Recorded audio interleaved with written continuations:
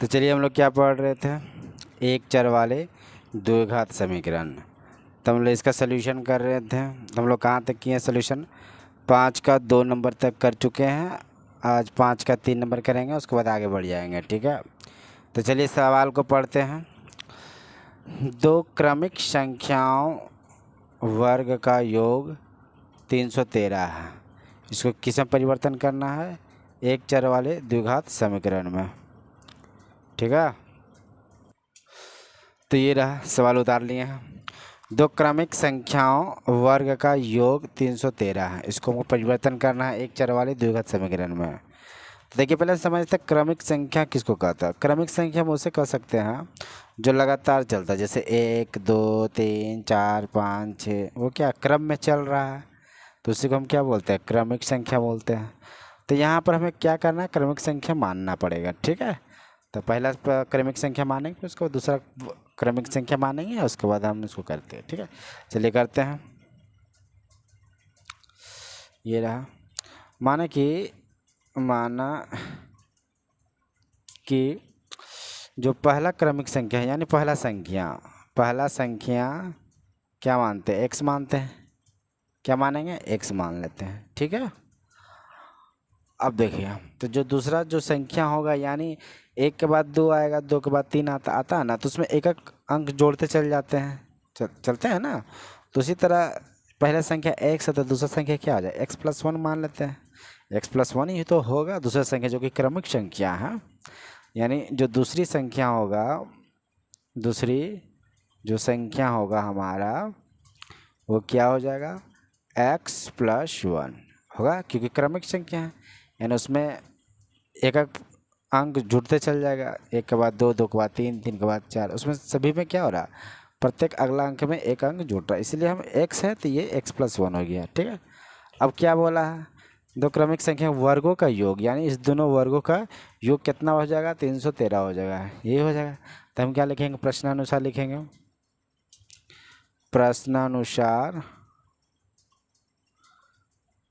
क्या हो जाएगा, जो पहली संख्या क्या है, x है, इसका स्क्वायर कर देंगे। ठीक है, और जो दूसरी संख्या x+1 का, इसका स्क्वायर का करके हम किसका बराबर कर देंगे, 313 का बराबर। यहाँ पर यही तो बोल रहा है ना, दो क्रमिक संख्या इसका वर्ग का योग बराबर 313 हो गया। अब चलिए इसको थोड़ा हम करते हैं।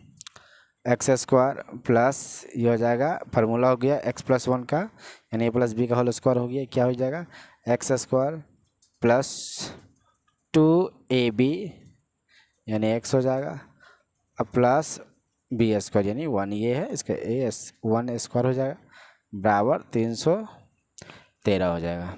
ठीक है, तो यहाँ देखिए x², यहाँ भी x², तो क्या हो गया, 2x² हो गया प्लस 2x प्लस 1 बराबर 313। ठीक है, अब देखिए ये 313 को हम ये साइड लेके आएंगे। ठीक है, तो लेके आते हैं 2x² प्लस 2x प्लस 1, ये साइड में आ जाएगा, क्या आ जाएगा, माइनस हो जाएगा 313, ये बराबर लिखें 0 हो गया। ठीक है, अब देखिए अब क्या करेंगे, ये हो जाएगा 2x² हो गया प्लस 2x, अब क्या होगा, यहाँ घट जाएगा, यानी माइनस 312 हो जाएगा, क्या हो जाएगा, 312 बराबर 0। ठीक है, तो देखिए यहाँ 2 है, यहाँ 2 है, यहाँ 312 है, यानी कॉमन हम 2 निकाल लेंगे, 2 निकाल लेते हैं कॉमन 2, क्या बचेगा, x² प्लस x माइनस इसको 2 निकालेंगे, क्या हो जाएगा, 300 का आधा करेंगे कितना हो जाएगा, 150, और 12 का आधा करेंगे 6 हो जाएगा, यानी 156, ये हो जाएगा 0। अब ये 2 को हम ये सेट कर देंगे तो क्या हो जाएगा, 0 हो जाएगा, यानी क्या बचेगा, x² प्लस x माइनस 156 बराबर 0। ये हमारा क्या हो गया, ये हमारा आंसर हो गया, जो कि एक चर वाले द्विघात समीकरण हमें प्राप्त हो गया। यही तो रचना करना था ना। तो चलिए अब अगला नंबर पर चलते हैं, 6 नंबर पर चलते हैं, सवाल को पढ़ते हैं। तो चलिए सवाल को पढ़ते हैं। निम्नलिखित विवरणों से एक चर वाले द्विघात समीकरण का निर्माण करें। प्रश्न नंबर 1, एक आयताकार क्षेत्र के विकर्ण की लंबाई 15 मीटर है तथा उसकी लंबाई चौड़ाई की अपेक्षा 3 मीटर अधिक है। यानी लंबाई क्या है?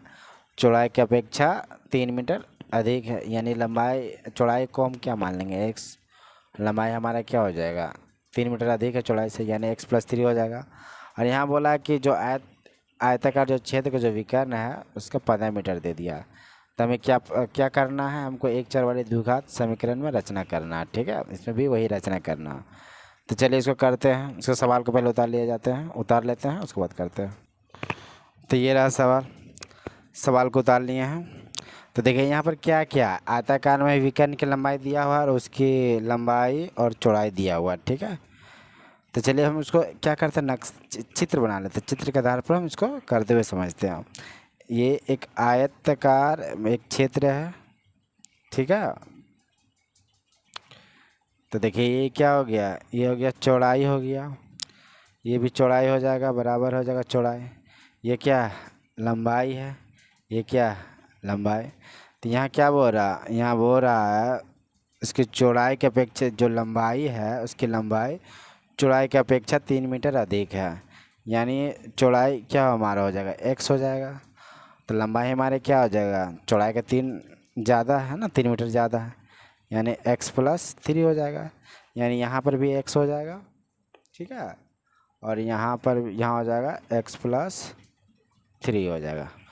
ठीक है, और देखिए यहाँ क्या बोल रहा है? विकर्ण की लंबाई 15 मीटर है। तो देखिए विकर्ण कहाँ होगा? देखिए इसमें विकर्ण होगा ये वाला जो देख रहे हैं आप, ये हमारा क्या विकर्ण हो गया, जो कि कितना? 15 मीटर है।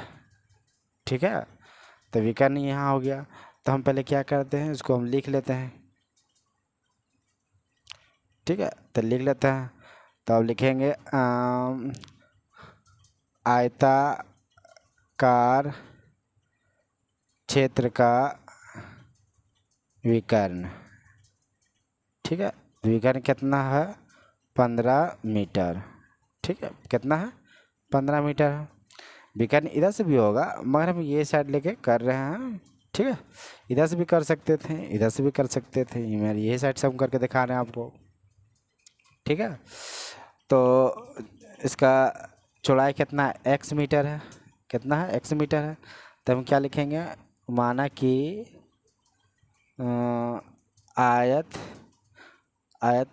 आयताकार क्षेत्र की चौड़ाई ना, चौड़ाई क्या मानेंगे? x metre. क्या मानेंगे? x metre. तथा लंबाई क्या हो जाएगा? x+4 metre. ठीक है, ये हो गया। अब थोड़ा ध्यान से यहाँ पर देखिए हम क्या दिखाना चाहते हैं। देखिए ये मेरा क्या है? आयत है, ये मेरा विकर्ण है। तो अब देख सकते हैं जो चौड़ाई है यहाँ पर, अब देखिए ये वाला पोर्शन तो यहाँ 90 डिग्री का एंगल बन रहा है कि नहीं बन रहा? यानी 90 डिग्री का एंगल जब बन रहा तो यानी यहाँ पर कौन सा नियम लागू होगा? यहाँ पाइथागोरस का नियम लागू होगा। तो पाइथागोरस का नियम क्या कहता है कि कर्ण, ये जो देख रहे हैं विकर्ण, ये कि हमारा क्या हो गया? कर्ण हो गया, यानी विकर्ण हो गया। तो विकर्ण का स्क्वायर बराबर क्या हो जाता है? ये क्या हो जाएगा? लंबाई ये हो जाएगा, लंब हो गया, ये हो गया आधार, ये हो गया लंब, ये हो गया हमारा आधार, ये हमारा हो गया विकर्ण। तो प्रश्नानुसार हम लिखेंगे,